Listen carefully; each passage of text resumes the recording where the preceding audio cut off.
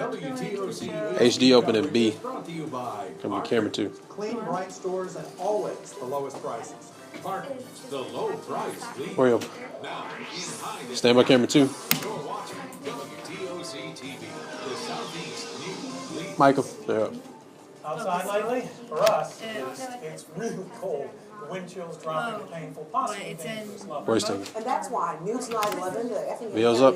County Emergency Management Agency has Going to the Sutton P3. Marion Center at the Sheriff's Office substation on U.S. Highway 80 in Bloomingdale. The center opened around 6 o'clock this evening and will remain open until 8 tomorrow morning. Officials are planning to reopen the center again tomorrow night at 6. Track 3 is up. Matt, you did say you had Pat's mic, right? Okay. VO tag, then going to the Stinger, then Patrick. They don't have heat. Mike. And they say they plan to open the center anytime the temperatures drop below 30 degrees. Roy Stinger, Mike Pat. And I think we're going to sneak up on that point now. First alert meteorologist Pat Brokoff joins us for weather now. Well, I can see at least 4 nights the next coming week where we're going to see temperatures below 30 degrees. Right now, another cold front has just passed to the south of us. The cold air is beginning to flow into the region right now. Looking at those current temperatures, we're down to 37 degrees at the Savannah International Airport, 35. Out of this, I go to a Stinger and a VO and P1.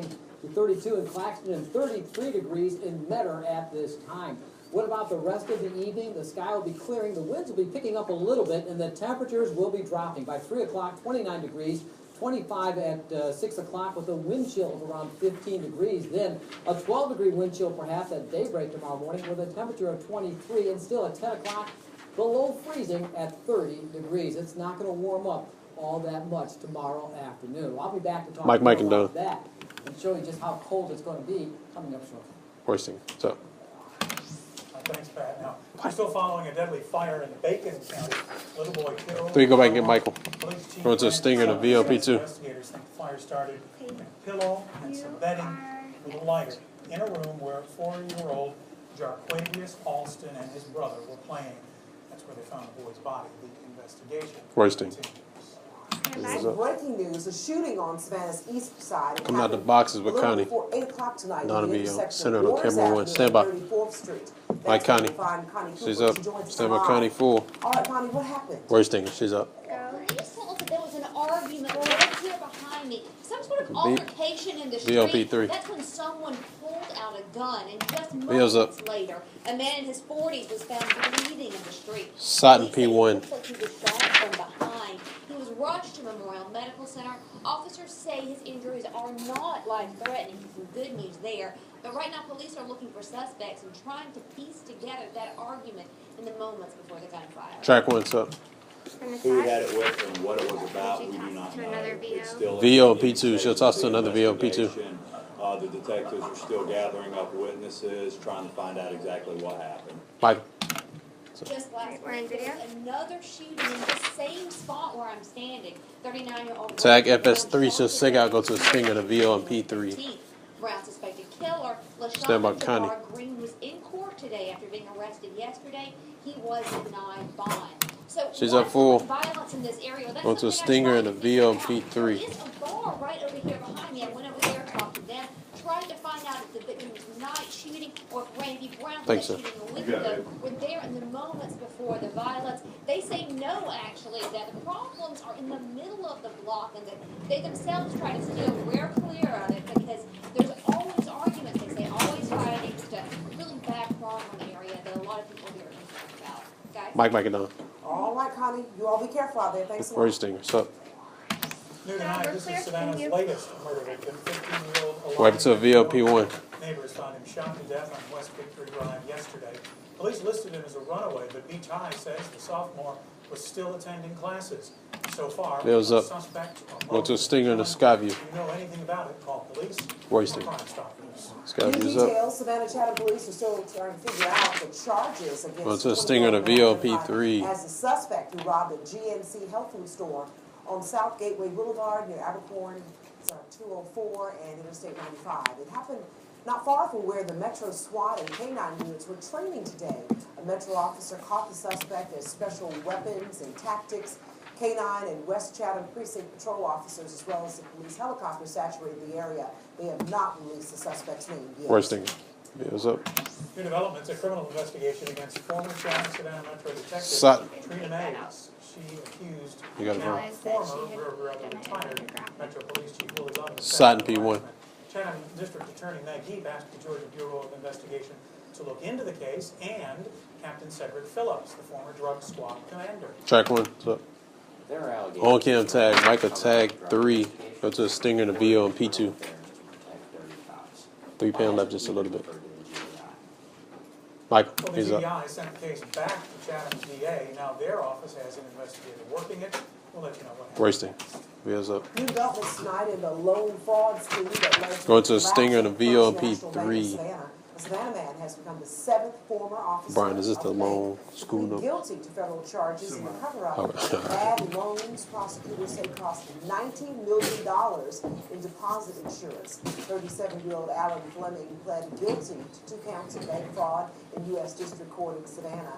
The 7 bankers were charged a year ago. Stinger, then go to The bank was shut VLP3. down in June Roll. 2010.